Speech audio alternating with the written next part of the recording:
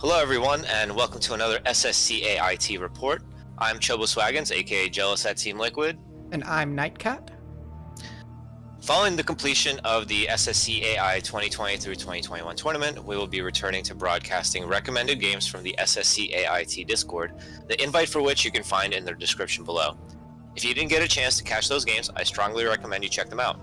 On the top left of Circuit Breaker, we have ZW Tiger, also known as Cinders, a human player we've seen quite a number of times in the SSCAIT report. And down at the bottom left of the map, I have to hide the mini-map to show, we have Crazio spawning as the Yellow Terran.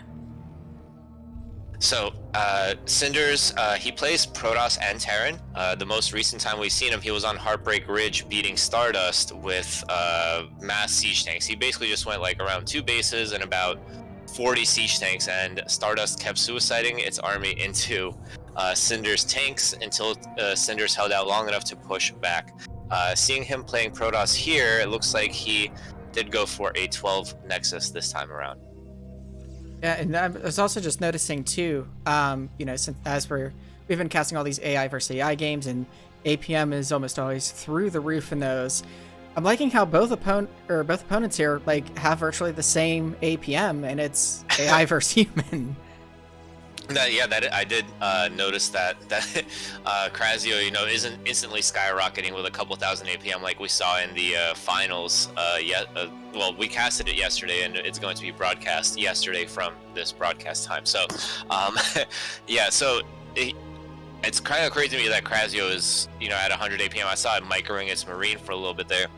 Also should be noted that it went for a Rax FE, which isn't as good as 12 Nexus and economically speaking, but it's certainly comparable and is more what you would want to see from a Terran in this situation than you do from AI normally, who often go for weird openings. Yep, and we do have the first Dragoon out, and it is chasing around Crazio's Scout. Looks like Dragoon range is underway, as well as another Dragoon. And a third base, actually, from Cinders here. It's an interesting location for the third base, to be honest with you. The Protoss and PvT in general don't really need that third gas that quickly.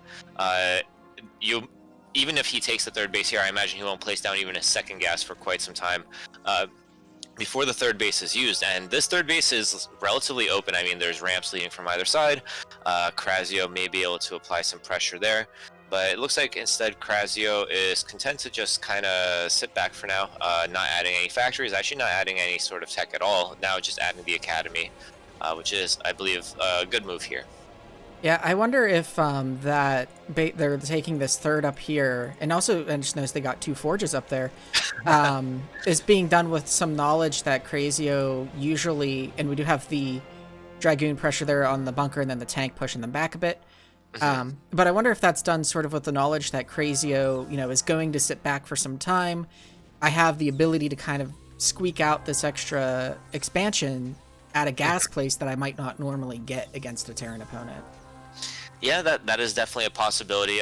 There are some AI that do a lot of vulture harass. I don't believe that Crazio is one of them, or at least at this early on in the game, certainly not, as you said. Especially with the Dragoons there as well. Just the threat of them being there is forcing this Vulture to not even attempt a run by. SCV has kept track of the position of the Dragoons though, and the siege tanks move up quite comfortably. Yeah, and another thing to note too is that I believe this is a practice game, because we do have the name of the AI listed in the replay. I believe when this is ranked play, it masks which AI you're playing against. So the human here does know who its opponent is, and if they have a lot of experience against it, then they may be more familiar with how that AI tends to behave and play. Kind of like if you have a practice partner. That is a good point, and I've been talking to Sanko, who is the creator of Schnail, which is where this game was played. We'll put a link to that in the description as well. About the fact that a practice environment is really the part of the greatest appeal for his platform in general, for any player. And if we can get to a point where we can have AIs that do specific build orders, I'm sure that a lot of even pro gamers might be interested in something like that. But it should be noted that Crazio, he added a second barracks in his main base. I'm quite confused about that decision, to be honest with you. I guess in case the one that's floating around gets taken down, maybe? That's what I was thinking when you mentioned it, because I didn't even notice that go down, but I did notice like the added factories being done, and now we do have the Protoss trying to break into this front. Don't know if it might be enough. It's a ballsy play, but it's been the Protoss has been macroing very hard off 2 base. Let's see the hold though from Krasio. These high ground tanks are doing a lot of work. Yeah, very nicely done. Even micro the tank away so that the splash damage wouldn't hit. Using SCVs to block the ramp saves that tank almost. But that It's tank, very close. yeah, that tank, just the survival of that one tank shows how advanced this AI is. The decisions that it made in order to keep it alive for that long, and Cinders is in a little bit of a tough spot now. I mean, yes, it did apply a good amount of pressure. It did take down quite a number of tanks, but it also lost its entire army. And in the process, we should note that it hasn't really been teching. It doesn't even have a Templar Archives, I believe. Actually, no. Yeah, no Templar Archives, which means not even the second upgrade is spinning. It tried to go for kind of an all-in-ish 3-base timing, it looks like, with +1/+1. And that being considered, Krasio held pretty damn well. Yeah, that also seems kind of risky to me in PvT on this map in particular, because the thing that saved Krasio is what I would be worried about is high ground tanks. And if you can't get to them, and you can't get them with your ground army, they're just going to shred you. And then I noticed too that, Cinders or ZW Tiger here had in that attack a fresh round of Zealots come in, and then a fresh round of Dragoons come in long after those Zealots had died, and like still left himself with no army. Yeah, holding on to your Dragoon count is really incredibly important in PvT. You generally want to engage in a way that you lose all your Zealots, but you save all your Dragoons, because you generally exchange those Zealots cost effectively against the Terran, if that's the case. But sacrificing your whole entire army against the insane macro of an AI, we see Krasio flying up to 1500 APM at this juncture of the game, compared to the 100 from Cinders. Cinders, being on 8 gate, should have similar production to the 5 factories of the Terran player, but I saw 1 gateway queued with 5 units, and this is where the AI really shows the strength, I think. Yeah, but we do have a very nice pincer attack here from the human player.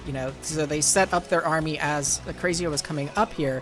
They kind of moved them away off onto this wider ramp here, and then off to the side. And then they had their reinforcements essentially coming from the front, while Krasio tried to cross those narrow bridges, and then also coming from the back, where that army had moved aside. And it was able to squash that attack from Krasio pretty effectively, but then lost the army trying to counter. Yes, exactly. This is the problem. A lot of siege tanks did go down yet again, but the backbone of the army has been hampered quite significantly. And fighting closer to the middle of the map, I expect Krasio to do better. Fun fact about vultures: they're cheaper than zealots, they're faster than zealots, and they produce faster than zealots. So resupplying with Terran is actually faster than resupplying with Protoss in terms of getting your army into position. So for that reason, I feel like the AI's macro in this kind of situation, it means that you're not allowed to lose all your Dragoons twice in a row in the same game, because the push is back on, and now, Alpha of 8 gateways, this is not the kind of army you want to engage this push with. Yeah, and I really liked in the engagement right before this, Tiger was able to split their Zealots pretty effectively against tanks. I think there were like 2 to 3 Zealots per tank, and they actually focused those tanks. But like you're talking about the macro that an AI is able to do, Tiger just didn't have an army after that engagement that could rival the army that Krasio did, even though the trade wasn't necessarily too bad if perhaps it were human versus human there. And Krasio, on top of that, expanded twice behind the first push, going out to 4th bases, and now with this push, in the natural of Cinders, is taking a 5th base at the gas in between, and this is basically ideal Terran push and expand style right here. Yeah, and I did like that after the initial dive into Krasio's natural, and then Tiger was repelled, Tiger did go ahead and expanded twice, so they took the mineral only, and then they also took the top right main. Yeah. But, I don't think they're going to be able to necessarily hold this push, maybe for right now, but the natural is shut down.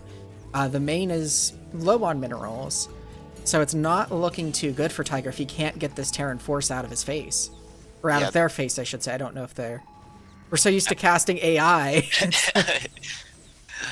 I definitely agree with you, and part of the problem is, again, the limitations on mechanics. While Cinders had map control after pushing that first push, they could have easily expanded 3 more times, I think, on the right-hand side of the map.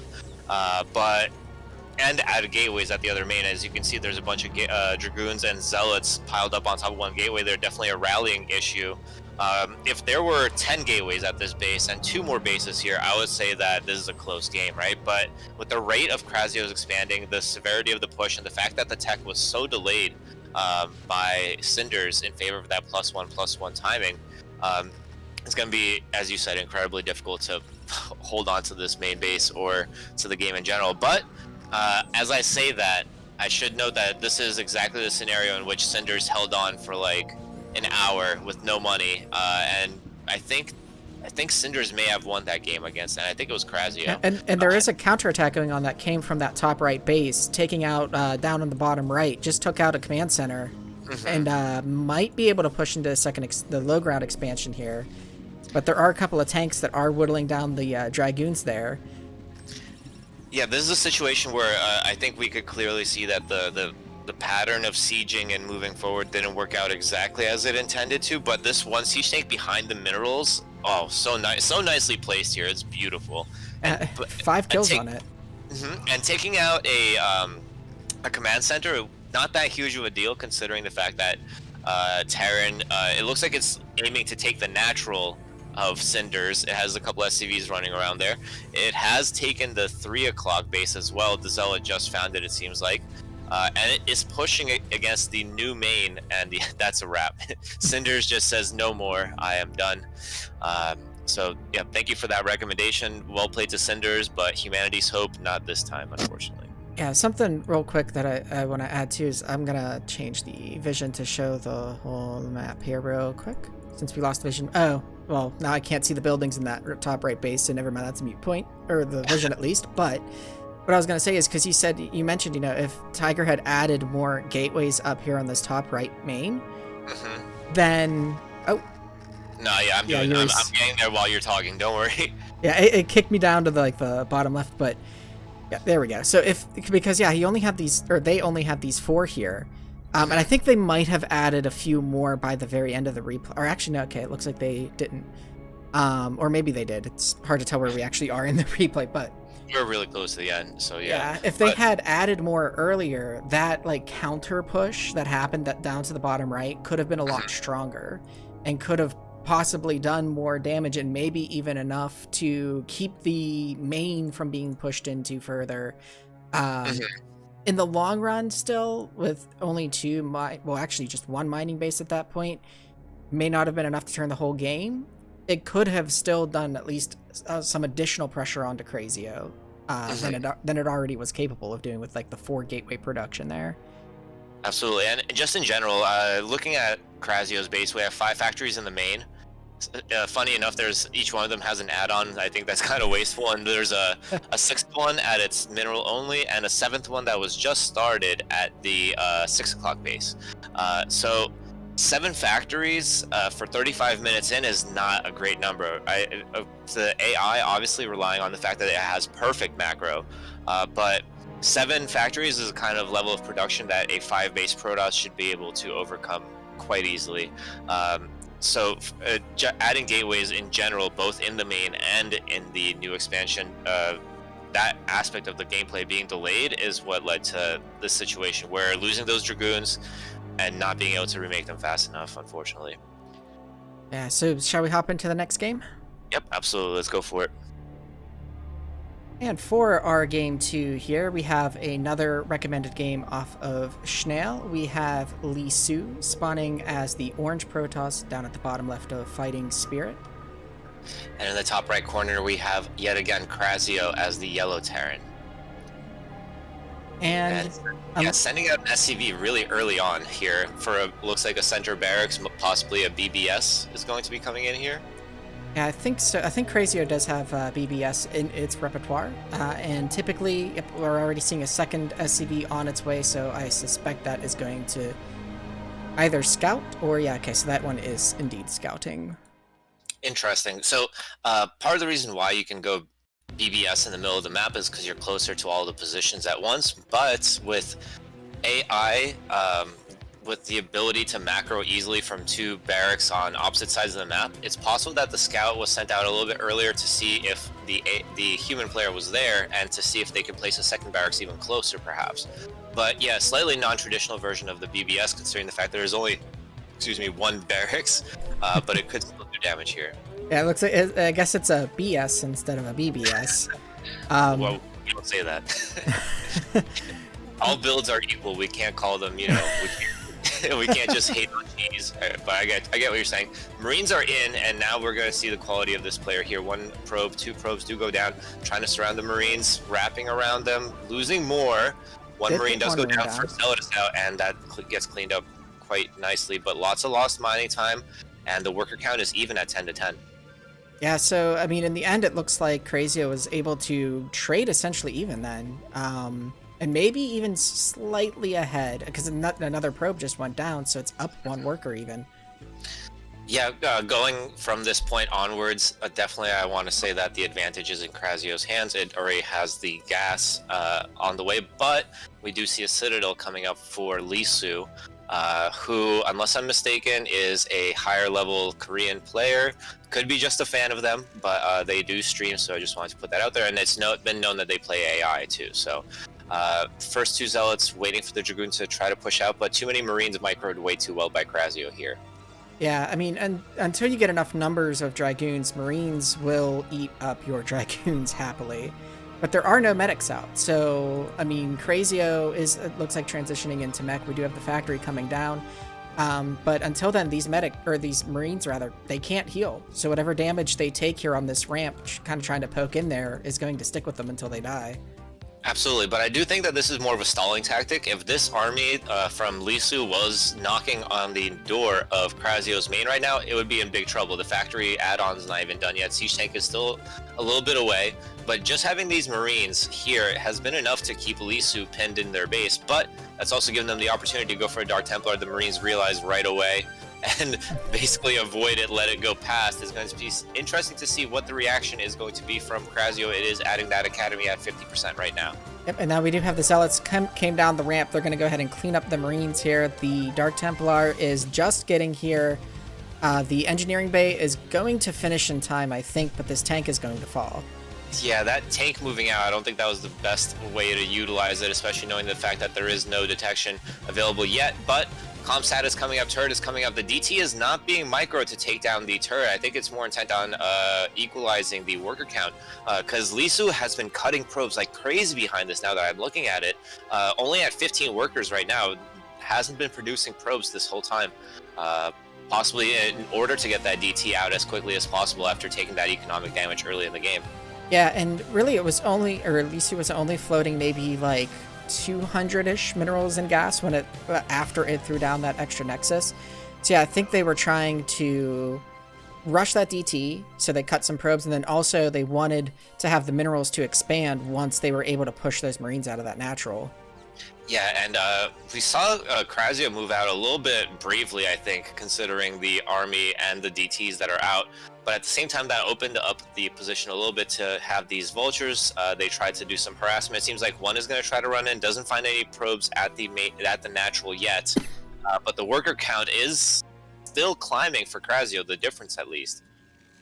Yeah, because Crazio, again, with that perfect AI macro ability, is just always, as soon as that, or even maybe frames before that SCV finishes, it's queuing up that second one to start immediately. Whereas, as a human player, you're maybe doing one or two at a time, and then they might sit there for a little bit, and then you can go ahead and move them. So that's some of the challenges where AI may not always make the best decisions strategically. Their fundamentals are usually going to be pretty sound. They're going to be insane. Let's put it that way. And behind this, Lisu, having seen the vultures so close to its natural, the player may have assumed that mines were everywhere on the map. So they actually waited until they got an observer before being able to move anywhere. During that time, Crazio just had mines complete not too long ago, and it's kind of holding this front of its bridge area with SCVs. I'm kind of curious about this. Maybe it's thinking about making some turrets here. Now, I think these two SCVs here are there for repairs if they're needed. Yeah, because I think I just saw a repair happen there real quick. A turret would be good though, considering the fact that it is Dark Templar out on the map. Comp stats are up, and they do have plenty of energy now, but it still would have been good for a defensive position. And if you're going to be idling SCVs like that, I mean, that makes the worker count difference not as great as it may appear on the top right there. Yeah, now those SCVs that were with the army, oh, okay, that looks like they're following these 2 tanks that moved over here to the right. I thought maybe they were going over there because this new expansion was going down, but they were actually just following the tanks that I guess were chosen to defend that far right base. And 3 SCVs would be the number that you would want to wall off this base quite nicely too. That's one thing that I always do when I play Terran vs Protoss on this map. As I make my command center, or as I reclaim my 3rd base from pressure, you throw down 2 depots and a barracks in this location, and suddenly you have a perfect wall. It's much harder to engage. But actually the tanks and the SCVs are all leaving. Looks like they decided to push, while Lisu is tried to wrap around the other side. Yeah, Lisu does have an observer that's been over this Terran army, so they are aware of the movement of it. And yeah, they're trying to do a pincer attack here in the middle, leaving nowhere for Crazio to run away. Oh, nice movement on this. Yeah, it was a pure Dragoon army though. So even though the army gets cleaned up, I don't know how cost effective that was. I would have maybe preferred to wait for a round of Zealots, wait for the Terran army to push in closer. You can still pincer from the right and from the north when they're right outside your natural, and you can pincer from your natural as well. There is actually a shuttle now as well, which is great for busting siege tank positions. But Crazio behind this easily claimed his 3rd base and is looking to take its 4th. Yeah, and something I was watching while that engagement happened was the production tab, and I noticed while those Dragoons did a beautiful job of cleaning that army up, there was no production from Lisu while that was happening. Meanwhile, Crazio the whole time was producing units, and so as soon as the engagement ended, Crazio already had reinforcements come in, while Lisu had to go back and start building reinforcements. And losing all those Dragoons, yet again, it's kind of like the Protoss army lost its backbone. Lisu was forced to rebuild a lot of those Dragoons, and then suddenly when the push arrives, you have pure Dragoon yet again against siege tanks. But we might have a recall happening here. Yep, we do. Up at the top north.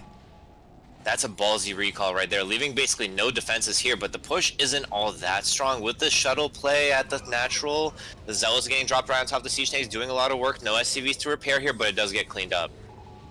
Yeah, and I do agree, yeah, splitting the army seems kind of, I don't want to say necessarily like a desperation move there, but that's just typically just what I think of some recalls.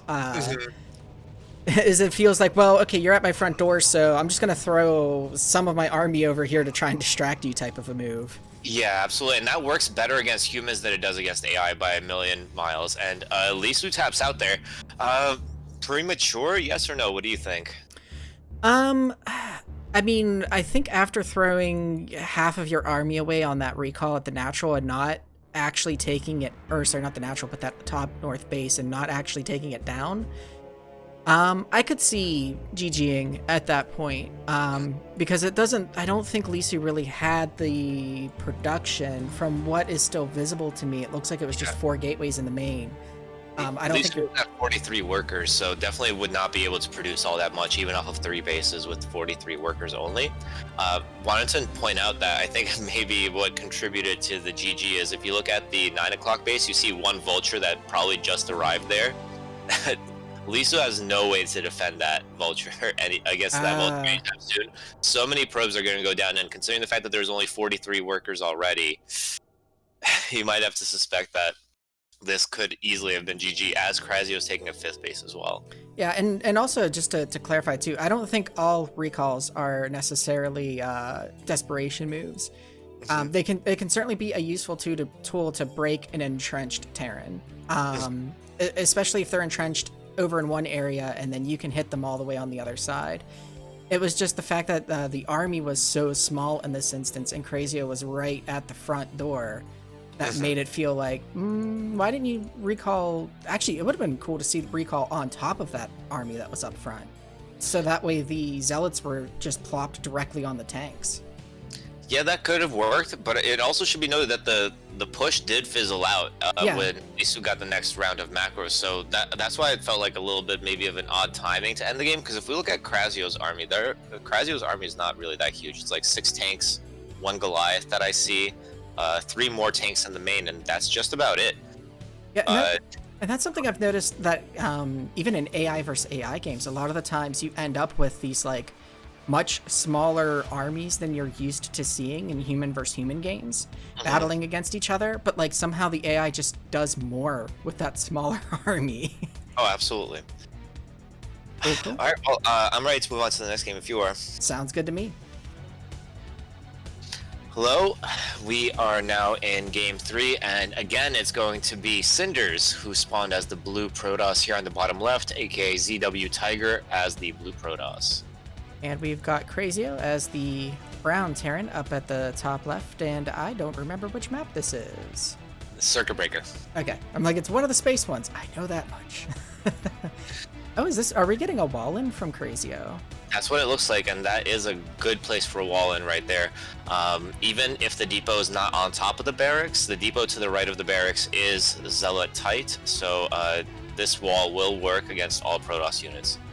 Yeah, it's been a while since we've actually casted Crazio's Terran, since we've been doing the tournament games, and it was the Crazio Protoss that entered. So seeing that supply depot come down for the wall, I'm like, oh, this is cool to see, because it's like, it just doesn't pop out to me as Crazio being a Terran that walls. But when I think about it more, I'm like, wait, no, I think he does. It's just been a while since I've seen him play. That's true.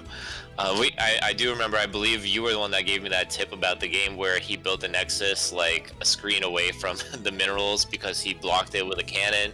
And, oh no, maybe it was Purple Wave, and they said that it's because Crazio is designed for Terran, so they usually just lift the command center later. But in this case, we did see Cinders go for a 12 Nexus yet again. Did a cross-map scout to see how much it could get away with if the Terran is all the way on the other side of the map. The rush distance is shorter. You can be even a little bit more greedy. But in this case, actually a bunker on the high ground here from Crazio, so playing very defensive because of the fact that it hasn't been able to scout its opponent yet. Yeah, and I'm actually a little bit surprised to see that, because typically what I would expect a Terran to do, instead of a in-main bunker here right at the wall, you would just pull as many SCVs as you need to repair, depending on what kind of pressure comes, and if it's Dragoons or if it's Zealots, and then that way, because that's 100 minerals slower that you're getting your factory, and Crazio right now has like 200 gas. And nothing to spend it on, is actually getting a vulture instead of tanks, which I do agree with in this situation, but that's now 250 gas that's not being used. Yeah, absolutely. Yeah, I do agree with the vulture as well, but I don't agree with the vulture choice if you're not going to move out with it, because this is that time where only the first Dragoon is just now crossing the map. That first Dragoon could have been just leaving its gateway if the vulture had ran straight to the natural. You could get some pro pickoffs, you could slow down any pressure, but instead what we have now is 3 SCVs preemptively pulled to repair this this bunker if the Dragoon pressure does come in. But this is not really an easy position to Dragoon pressure from being downhill on a ramp. Yeah, agreed, and that's why the 3 SCVs seem kind of excessive. It's probably more just general logic of, okay, there's this many goons nearby, I need this many SCVs on standby, not considering the low ground versus high ground advantage and the limited space that your goons had to actually maneuver in there. Yeah, and the fact that there was no feasible way for there to be 3 Dragoons out already at that point, because of the fact that it was a really fast expansion, which the Terran did scout. What is this little sneakiness over at the mineral only? Ooh, I think this is blocking the command center placements. This is how I beat Leadabot a couple years ago. When I was first playing against AI, I would just place pylons in the expansion places, and Leadabot is like, why would you do this to me? Like, the creator of Leadabot, they're like, so you wanted to play against AI, and the first thing you do is do the one thing that breaks my AI, basically. So I think that that's where Cinder's head is at, preventing the Terran from overexpanding. I mean, maybe this is after game 1 that we saw earlier, and chronologically it would make sense. They saw how Crazio was expanding in that game, so they're trying to slow them down one way or another. Yeah, that is possible. When I saw that pylon go down at the mineral only, I actually did not see the one up at the top middle base. And then once you pointed it out, I scrolled up a little bit. I'm like, okay, yeah, those both are like perfectly placed to block those command centers. I'm looking at what is going on behind. So Cinders is going up now to just finished a few gateways. So we're at 6, 7. We're going up to 7, it looks like. On 2 bases, just starting our 3rd. What do you think about that gateway count?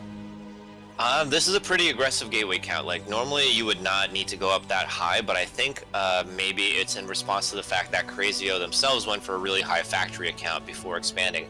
So maybe those gateways were just kind of insurance, like just in case a monster push comes out earlier than I anticipated. Because technically, at this point, Crazio could be on 5 factories already, but they're adding a second barracks again, as we saw in the first game. But so I think that in this situation, it's okay. Definitely not ideal, but largely because of the fact that you can't apply pressure with just Dragoons. So I think Cinders is playing safe rather than sorry, basically. Yeah, and we do have, it looks like 1 or 2 rounds of Zealots just coming up to join the army, although they are behind the Dragoons. I keep seeing a building exit blocked. I'm wondering if some of these gateways maybe can't pop out a Dragoon. Oh yeah, absolutely. The 2 gateways that are right in the middle of this kind of like donut shape, if we include the pylons, those 2 can't make Dragoons. So that is the explanation for that. I do think that having the Dragoons in front is the better move than having the Zealots, because Zealots, they can't shoot back when someone shoots at them. Dragoons, they can pull back and keep tabs on, the Terran army approaching, as I mentioned. In the first game, remember when he had 3 Dragoons at the natural of Crazio, and those 3 Dragoons kept the army penned in for a really long time. So I think that the Dragoons are a great litmus test for what's coming towards you, and then if something is pushing in the direction of the Southern Dragoons, the Zealots can run in from behind and, drag mines and all that good stuff. Yeah, and that is true, and I do think Cinders is doing a very good job here of just delaying this push from Crazio. Instead of diving in this time, they are just inching their Dragoons backwards, which is actually a play that I try to do against Crazio when I play them, which usually eventually just ends poorly for me. But well, a lot of AI games do work out that way, especially if you're pushing towards the late game the way that Cinders is here, moving up to 4 bases now, taking the bottom right main, adding way more gateways. It's clear to me that the resource that is attention, right? So in the first game that we saw from Cinders against Crazio has basically infinite attention. It can continue macroing and doing whatever it takes, right? But because there were a lot more engagements in the first game, that was more time that Cinders spent away from building up their other expansions, from producing units. But in this game, where they're playing a much more patient approach to this whole mid-game situation, they're able to go up to about 8 gateways in the 4th base. Looks like they're trying to pressure now, though. yeah, I don't know if I necessarily agree with this. I mean, they moved up into the mineral only, then kind of moved down into the army at the choke of the natural, and now they do have an escape route back up through this upper area, which they're taking. But they did not lose all of their Dragoons this time. Yes, that was the crucial thing for me. They did not press the issue, but it should still be said that Crazio is taking this gas base at 9 o'clock, and it's pushing behind this. And because of that circuitous path that had to be taken, there are mines out there as well that are annoyingly placed by Crazio. Very nicely done there. But now this push is already knocking at the natural of the Protoss player. You never want to let the Terran army waltz across the map this easily. And let's see how it plays out. Yeah, and we do have now the Dragoons are coming in and trying to take out these tanks, but nice spread of the tanks. You've got maybe 2 tanks at a time close to each other. Some nice D-matrix there on the Vulture. Yes. And the army was forced to back off there, allowing Crazio to... Well, the reinforcements are arriving now. I thought maybe Crazio was going to be able to do a bit more damage to this natural. I think he will, but it's just going to be a little bit slower. And now we're seeing that desperation again. The counterattack to the 4th base. I suspect that Cinders is not aware of the 3 o'clock base yet, so they might be thinking that they're doing more damage with this than they possibly are. But the command center was canceled, so some damage was done. Yeah, and did get some of that force to pull back out of the natural, but there's still 5 tanks there firing away. And I liked the decision by Crazio to expand here to that to the far left base here, because that was the direction of the push. So the push was protecting it. Yeah, absolutely. And reinforcements can also, when they deal with something like this where the Dragoons try to run in from the side, apply pressure, reinforcements can just stop on their way to this push that took out the natural and just defend this base instead. So it's a double whammy. But this is actually a pretty sizable Protoss force that's about to run in here now into that 9 o'clock base. Yeah, and after the mineral only near Crazio was destroyed, we do have Crazio taking the top right mineral only. I remember one of the things I don't know if it's still valid logic or not, that I learned when I was trying to learn to play Terran, was I think in most matchups, you tend to want to expand toward your opponent. So that way your army can both get closer and protect you at the same time. Yeah, that's generally true if you're doing a push. If you're doing like a fast 3 base with no push, you would prefer that your third base be away from your opponent. But yeah, in general, and especially in this situation, expanding to that 9 o'clock base was the strategically most sound decision. And I also want to bring up the fact that Cinders, I know as soon as the engagement started happening, I saw Cinders climb up to 4,000 minerals, you know, so this is exactly where AI thrives, when there's a lot of little scrappy situations, but it manages to be able to push and defend on multiple fronts at the same time. You can't replicate that as a human being to this extent. It's really amazing to see. Yeah, and something that we're seeing different in this game than we saw in the first game, because Cinders was able to get all of these gateways over in the bottom right main, we're actually seeing decent counter pushes coming from that, because he's able to, or they're able to macro up a large enough army to actually deal some damage while Crazio is cleaning up this bottom left area. That's absolutely true. And another thing that I want to notice is that I'm looking at these vultures that Crazio has, and none of them have any mines, but it seems like a lot of the mines are so redundant. If you look at the bridge area, the natural area of Crazio, if those mines were spread out across the middle of the map, I feel like Cinders would have a much more difficult time trying to engage anywhere. But I think Crazio is, you know, just trying to be safe, keep it safe. With this amount of mines, I think a 200 Protoss army wouldn't be able to get through this. So the logic is, if I don't die, I'll eventually win, which I think against humans is even more sound than it is against other AI, because the later the game goes, I feel like the macro potential from the Terran from the AI is going to be greater than from the human. Yeah, and I think a decent amount of these, I keep trying to catch if new lines are getting laid in this area or not, because I feel like a good amount were from when Crazio was contained in this area. But I like, when I'm over in this region, I keep hearing mines getting laid and I don't really see new ones anywhere else. Exactly. Yeah, the entire middle of the map is naked. This mineral only, which it should be noted, is Crazio's last mining base at this time. There was no mine surrounding that. The command center goes down pretty much uncontested. Half the push is forced to go back to take out those Dragoons, but they did their damage. Crazio now distance mining. This is the kind of game we saw. This is very similar to the game that I saw Cinders win against Crazio in the past. Yeah, the only concern that I have here, well, so Cinders is going to get some time potentially to take the top right again, but Crazio is aware of buildings over there, so it knows that that base is going up.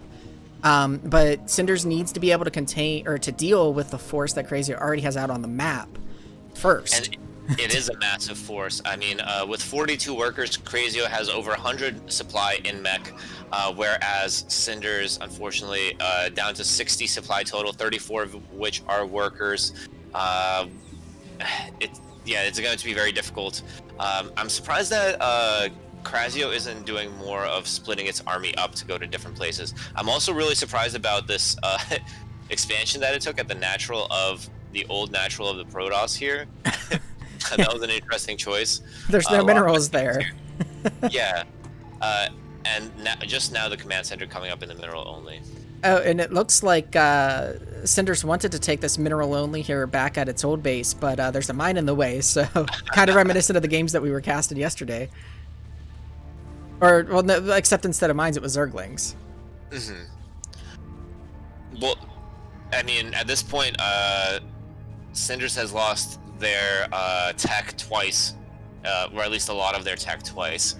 So it makes sense that they don't really have much observers to throw around. They could use a Dragoon to drag it, but the Dragoon is trapped in the 6 o'clock base. And yeah, this is still sort of anyone's game in the sense that Crazio, I mean, the fact that it expanded so late to that mineral only. We've got scouts coming out now.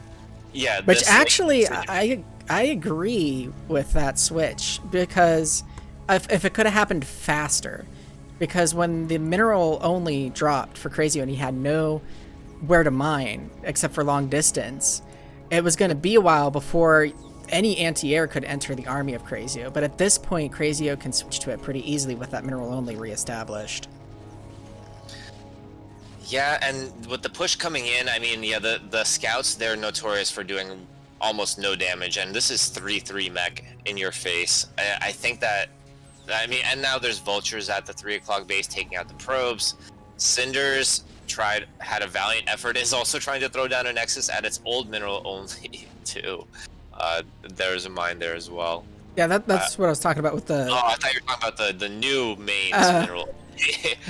Because there's a mine there too, should be noted. So, yeah, Cinder's gonna tap out on this one, and yeah, Cinders, Crazio. It's a recurring theme on this channel.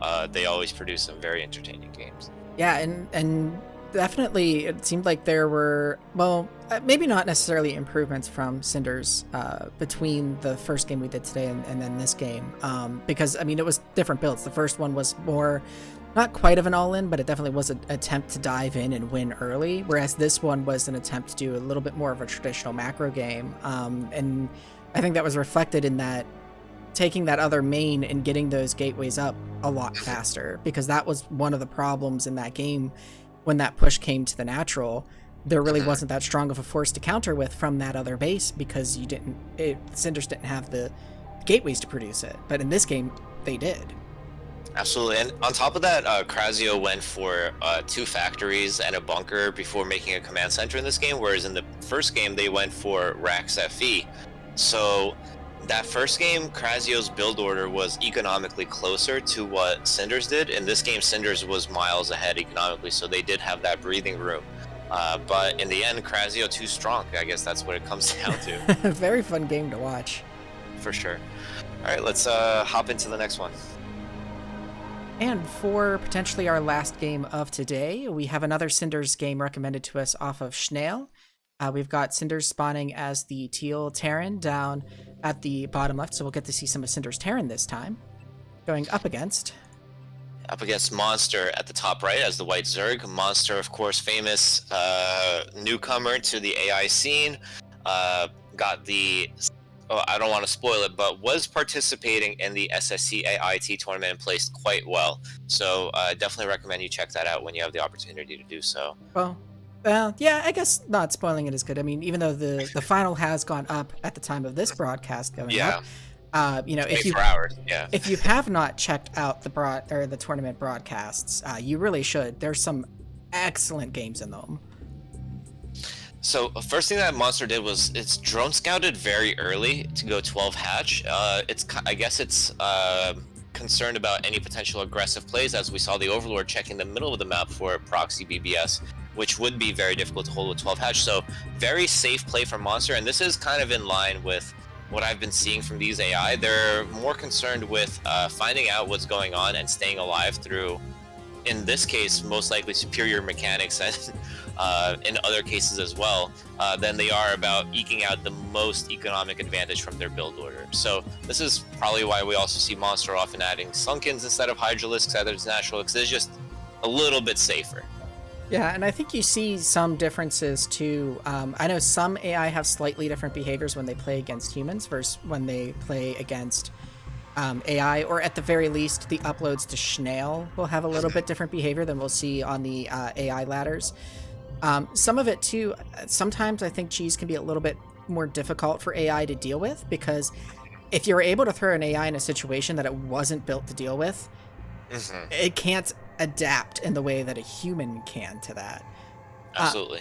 Another thing too, I think, is that, sort of like with the different behaviors in different arenas, sometimes you might see more cheese from certain levels on the human ladder than on others. So when you get really high up on the ladder and you're playing against other people, you may be less likely to see cheese. So you see people doing the more economical builds in those situations. Yep, that's absolutely true. I just want to note that Cinder's build was really, really well timed. Like, they went for a Rax FE, but only made a couple of Marines, possibly because of the fact that I didn't see their SCV scouting the top right, but they must be aware of the fact that it was a 12 hatch, which allows you to take that greedier 15cc, and that is exactly what Tiger did, aka Cinders, and is now climbing to a really decent Marine count before the Spire finishes for Monster. Yeah, one thing that I wish I would start seeing AIs do is not use workers that are carrying minerals or gas to build something. This monster took its third with a gas carrying drone, which is especially heartbreaking because you're going to lose that worker. And so those resources are just gone as Zerg. And not the And, biggest deal, but like, I and think, or go ahead. sorry, go ahead. No, you go ahead. Okay, so I was going to say that we've seen this throughout the SSCIT tournament, and oftentimes it is that gas drone that does it. And what's perhaps even more fatal is that we don't see a replacement drone being sent to that gas immediately. You know, it doesn't recognize that it's now down to 2. So on top of the fact that it loses those minerals, it uses that drone. It also slows down its ability to gather gas, which in turn slows down the Mutalisk count. Yeah, Looking at this. So, yeah, Cinders looking at hit this timing before the third was able to do anything for Monster here. Yeah, and I think that third could have potentially been saved, but maybe there just weren't enough Mutalisks really. But could have, but actually, yeah, I think that third totally could have been saved if the Mutalisks had engaged a little bit earlier, or at least delayed the damage to it, and then there would have been enough mutas to take it because. As you were talking about that, I watched this push move out from the base across the middle and towards that third. And I'm like, okay, I see the Mutalisks come by, and they just went by the army and did not turn back. I'm like, no! Yeah, no, you're absolutely right. The Mutalisks were late to group up in a significant number here, hitting that critical mass when they can one-shot Marines and SCVs and medics. It took them longer to get to that point than you would from a really crisp human build. And I have to suspect that part of that is due to those gas drones being pulled, those mineral drones being pulled, and therefore slowing down the production and the timing of the Mutalisks. Yeah, I think, yeah, it is those little things that really throw off the differences, because I was talking about when I played Terran back in the day a little bit here, but, one of the things that was really hard for me to get was the timing of those turrets. And so when you're playing against somebody whose build is really crisp, if yours is not crisp, it hurts so bad. Yes, it is. That is the... so a lot of people in Schnell, they were recently like, hey, can we get a timer in the game? Can we get an APM counter? I'm like, you guys don't really need all that stuff, right? And to be honest with you, the one time that having a timer available in the game is the most useful is definitely TVZ. When am I getting those turrets up? Knowing the fact that a 2-hatch Mutalisk hits at 6:30, 3-hatch Mutalisk I think is like 6:45 to 7:15ish, if I'm not mistaken. So you start your turrets about 15 seconds before the mutas arrive. That's something that you have to know as a Terran player. And Cinders had the turrets up in numbers and in good positions, which is something that we have seen Terrans lack in the AI world. The turret positions are not the greatest. They're not in the greatest numbers either. But in this case, being able to, looks like, take down this third base yet again is Cinders. Yeah, and I've been following this push. They were able to take out the 12 o'clock base and got really lucky because the Marines and the medics split and took the mirror paths down to the center, and there were Mutalisks right by those medics. They could have easily sniped those 4 medics, and then this push into the third would have just been Marine tank, although there wasn't much resistance offered there. That could have become a really dicey situation, or maybe even made Cinders back off until they got medics in that group. Well, should be noted that at this moment, the Mutalisks are killing all the SCVs in the main base of Cinders, and Cinders looks like they're choosing to, instead of trying to save that base, they're going to go for an all-in. And I'm not sure that this will work out. I mean, the vessel is out. There are 2 siege tanks. It's possible. It's going to depend on the reaction. Ooh, the vessel just got sniped. Ooh, nice. And That's lovely to see. I also wonder if this decision would have been different had those 4 medics got taken out, because those 4 medics are still there, I think. And maybe there's a few additional ones in there. But I think Cinders is just feeling confident. I've taken out that 4th base. I took out the 3rd base. I think I can close this game. But there is an expansion down at the bottom right that Cinders is moving some Marines to take into. But there's also the top left expansion now, as this natural is falling. Yeah, I have a feeling that all this tech is going to be taken out if Monster doesn't react appropriately. But look at this. Cinders was supply blocked at this time, so if it comes down to a base race, which it still might, I would think that Monster may be favored, but Monster now realizing the danger that it's in, looks like it was thinking about flying back. The siege tanks, they're glitching out, they get taken out. So now it's pure Marine medic. I mean, I love these defensive sunkens from Monster here. It realizes the position it's in. Yeah, and something I'm noticing too is we're not seeing that same burrowing behavior of the drones that we were seeing in the AI versus AI games. So I wonder if that's some behavior that was taken out for the Snail Wow. version. What a tight engagement here. The Sunkens all get taken out, but there's still plenty of Mutalisks left here. And the push gets held off. And I mean, Monster's down to 15 workers. It lost a lot throughout that, but it managed to keep most of its tech. It is rebuilding its spawning pool. And the Cinders got hurt really bad by that whole situation too. It should be noted. Yep, and Cinders is trying to retake the middle. Got 5 turrets up in the meantime while the Mutalisks were out. Was able to take out the bottom right base. So there was some additional damage done to Monster there. Monster's really low on minerals right now, probably from macroing it looks like, but also from all the drones it lost in the main. Although there was only one mineral patch that they were mining, but there was a lot of drones on it though, and now it should be noted that unlike the situation we saw in the last broadcast we had from SSCAIT, where a certain Protoss continued to build probes that had been lost in order to get to some really, how should I say, ambitious count of like 74, 75 workers. Monster in this case is doing a similar thing right now where they're re-droning. And this is a situation where it's actually crucial to do so because it's now catching up to the economy from Cinders. Cinders is almost going to mine out of its main base as they take their third. Yeah, and Cinders, I really like the game sense that they're showing here. They recognize I need to just kill these expansions. We talked about that in yesterday's cast a little bit, where a lot of times the AI will just try and keep slamming into like the natural and the main and trying to go for the kill. The kill here is taking out any opportunity to get minerals. Yeah, with 24 workers for Monster all on one mineral only, using one gas to fund its economy, and actually it's floating gas because of the fact that it's so in want of minerals here. Perfect split, by the way, of the irradiated Mutalisk away from the group. That is something, again, that AI can do way better than humans ever will be able to. Continuing to try to apply pressure to the SCV count. SCV count now dipping below the drone count, but the counter push from Cinders is on its way with only 2 seconds to defend. Yeah, I don't think Monster is going to be able to hold this back, and if it loses this mineral-only mining, that's going to be the game. But Cinders, the hotkeys were not there. The Marines army was split up into 2 groups. The Mutalisks managed to take out one of those groups. Cinders floating a lot of money, but basically 0 income soon to be coming. Yeah, and there's nothing producing right now. They're not supply blocked. Like I'm looking at the barracks, and they're all just sitting there, not doing anything. So that I think they were hotkeying their M&M army now because we see it going A2, A3, A4A. But again, another thing that AI do instantly, humans, in order to hotkey a 4-group Marine medic army and move it cohesively, requires a lot of APM skill. And there comes the drone burrow. Yeah, the drone burrow is in. I'm really questioning whether the double spire approach is the right way. Why don't they try to transition into lurker, for example? And we know that Monster loves its lurkers too, on top of everything. Yeah, I mean, I think that's, well, yeah, or at least because it does look like there is a hive, but there's not really any hive tech. But then again, maybe Monster just hasn't been able. And I like the split of the drones to long distance mine that top, but they're just gonna run right into the Marine army here. Oh yeah, and the Mutas run in and die, and the Sunkens are about to fall, and Cinders is going to take this game. Very well played game from both opponents here. There's still some Mutas here trying to harass the mineral of Cinders while they're cleaning up this main.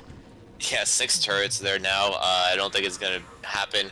Monster at 0 drones and 98 minerals, and the last hatchery about to go down. This is most assuredly GG. Yep, and there it is. Monster losing their last building, staying in until the bitter end. But very, very well played game from both of them. Yeah, absolutely. It's great to see Cinders take another one for the home team, which is us humans, of course. It's great to see Cinders still active and playing both races. Yeah, so you guys have seen today 4 replays of AI versus humans, in contrast to what we were doing up until now, which is AI versus AI. This should maybe show you and highlight some of the insane advantages that AI have, and of course, some of the insane advantages that the devs in the SSCAIT Discord continue to remind us. We have millions of years of evolution and, like millions of neurons, stuff like that. So advantages from both sides and great play from both sides as well in this series of games. And definitely a good selection of games. If you have any games that you would like to see us cast that you think are good and are entertaining, or even a little bit silly, if you're on the SSCAIT Discord, you can go ahead and post them there, and there is a good chance that we'll see it and we'll cast it for one of our weekly casts. Yep, definitely look forward to all future broadcasts. We're going to be returning to a once per week schedule, I'm pretty sure. It's going to be on Sundays, 2 p.m. Eastern.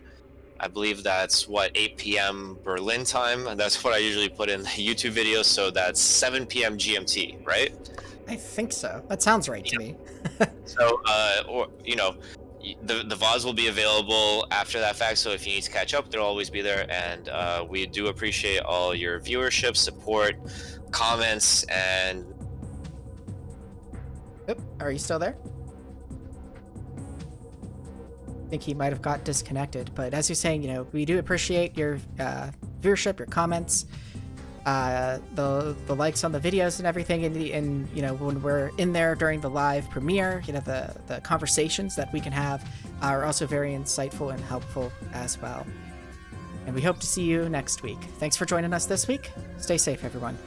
Take care.